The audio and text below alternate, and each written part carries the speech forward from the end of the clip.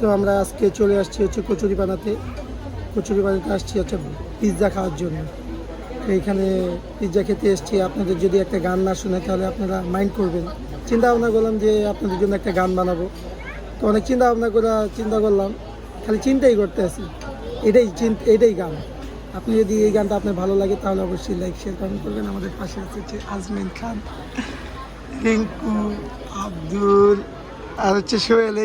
এই তুই যে শরম লাগে নাকি ভাইয়া নাকি তুই? আমি কি ওর ভিডিওতে আসতে চাই? ইস, ভিডিওতে আসতে চায় না উনি? আমার শরম লাগে। উনি হচ্ছে এখন বর্তমানে ফ্রিল্যান্সার, ফ্রিল্যান্সার নাকি? বলো কিছু বলো। গান গাবি, গান না এটাই গান। চিন্তা করাটাই মানে এটাই আমার গান। যে আমি চিন্তা করতেছি এটাই আমার গান। সবাই শুনলে ছবি তুলে অবশ্যই থ্যাঙ্কস আমার গান শোনার জন্য আর আমার বক্তব্য শোনার জন্য।